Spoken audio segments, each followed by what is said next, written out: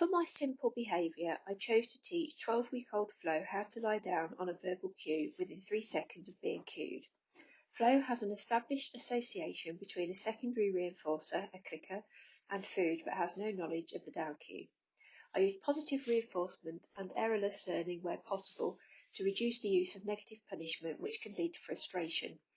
Training sessions were short, no more than 10 repetitions per session. The reinforcement schedule was initially continuous but will be switched to variable ratio now that the behaviour is fluent.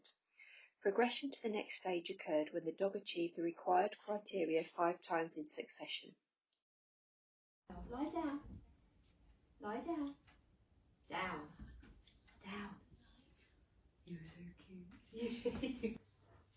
Down. Good girl. Down. Good. Good down. Good down. Down. Good down. Good girl. That's down. Good. Good. Good girl. Brilliant. Good girl. Good girl. Brilliant. Down. Good girl. Down. Good girl. So, on to the complex novel behaviour. I taught Gail, a 5-year-old border collie, to go into the kitchen from another room, open a cupboard door, pick up a bottle, shut the cupboard door and bring the bottle back to me. The dog was required to perform the complete chain fluently with low latency, high precision and the ability to work from a distance with distraction. Gail has experience of secondary reinforcement and shaping and has been taught to retrieve items on cue. The length of training session varied from 5 to 20 minutes. The video on the following slide demonstrates that this is a novel behaviour. Fetch me a drink. You go fetch a drink. You're going to go to the fridge. You go fetch your drink. Go to the fridge. You go to the fridge. Good. So, learning and training methods. Whilst learning new behaviours was initially classical, most learning was through operant, trace, conditioning, using a secondary reinforcer, which was used to reinforce the exact behaviour required. Cues were added once the behaviour was occurring predictably. Positive reinforcement was used throughout the training with the aim of using errorless learning as much as possible to reduce frustration caused by negative punishment. The use of differential reinforcement helped with this, using enthusiastic verbal praise as well as the clicker when the dog advanced a stage during shaping. Reinforcement was always contingent upon performing the required behaviour and occurred spatially and temporally as close to the behaviour as training allowed. A continuous reinforcement schedule is used throughout the training. During training, I had to swap from using the fridge to using a cupboard due to the downward force exerted on the door by the dog, as well as the initial force required to initiate the pull open, which we thought would break the door. Gail very easily switched to the cupboard, showing a clear stimulus generalisation.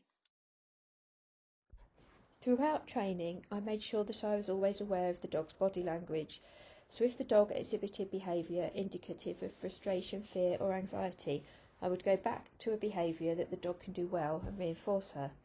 I'd then either adjust the training plan, go back a step, or alter anything in the environment that was aversive. The video in the following slide shows the complete behaviour chain.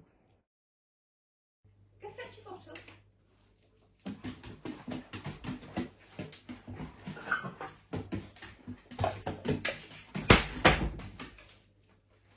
Get the bottle.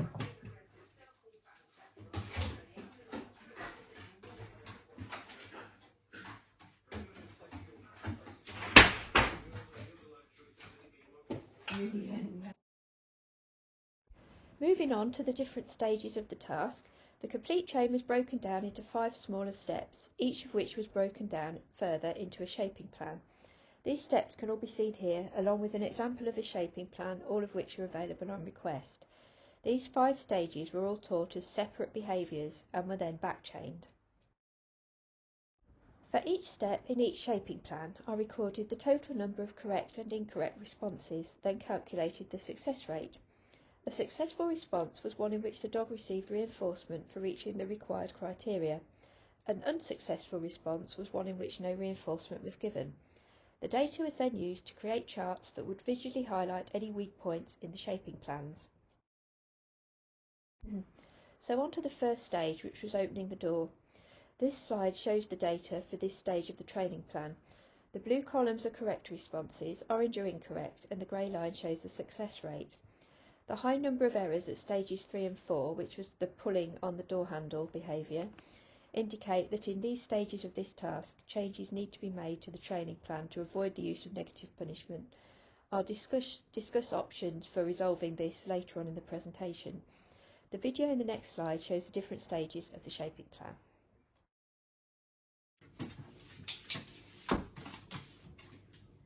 Good. Good. Good. Good. Brilliant. Very good. Good girlie. Well done, Gailey. Very nice. Good. Good girl. So moving on to closing the door. The graph shows that there's a high number of incorrect responses made by the dog in stages 2, 3 and 4, particularly 3, which was the pushing behaviour, and this again indicates that changes need to be made to the shaping plan, which I'll go into again in more detail later in the presentation. The video on the next slide shows the different steps in the shaping plan for this stage of training.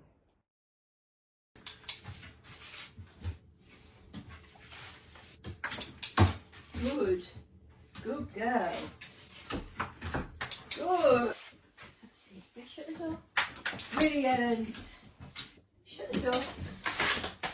Good. Shut the door. Good. So moving on to the holding the bottle and shutting the door stage. There were very few incorrect responses in this stage of the plan, which was great. Secondary reinforcement was particularly useful here because it's important that the dog was reinforced while holding the bottle, which isn't possible using the primary reinforcement of food alone. The dog can't hold the bottle and eat food at the same time. The following video shows the different stages in the shaping plan.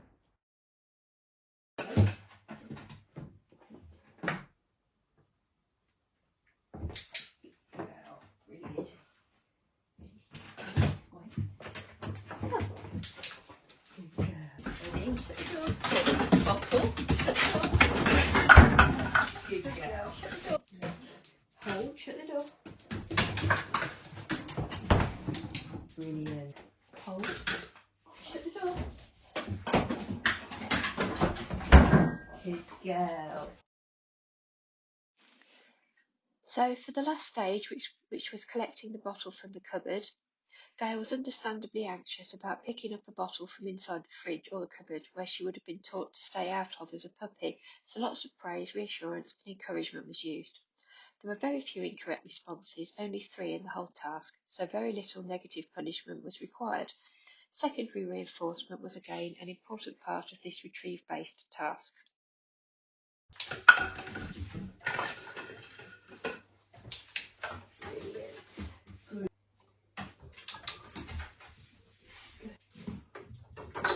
Good girl, well done. Good. Brilliant.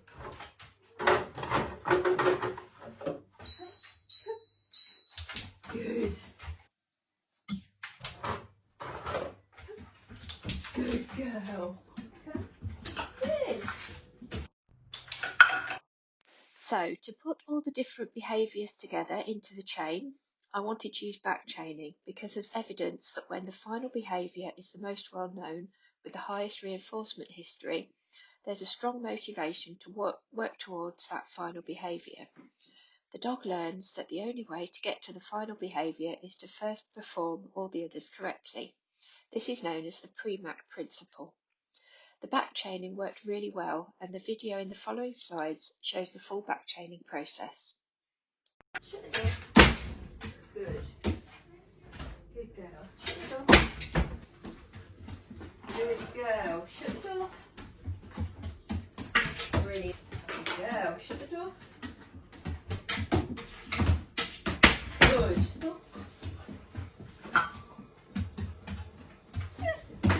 Good girl. Brilliant.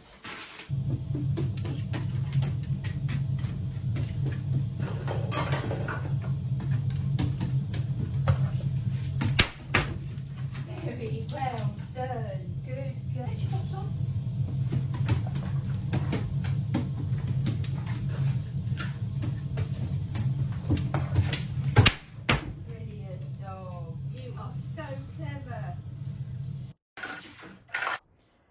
So, moving on to reflecting about the task, what went well?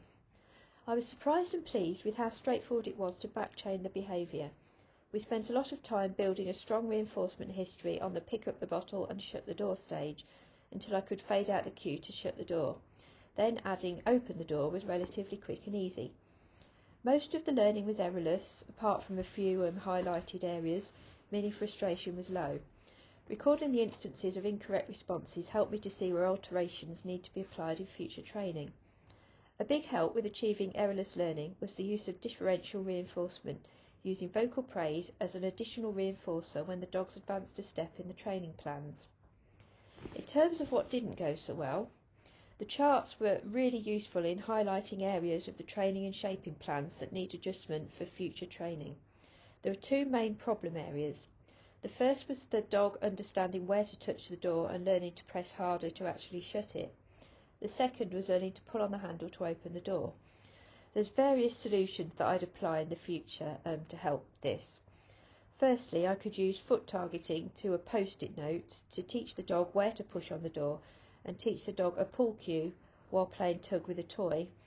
Or alternatively, Karen Pryor has advocated teaching opposite cues as pairs, where the dog is taught push-pull cues at the same time.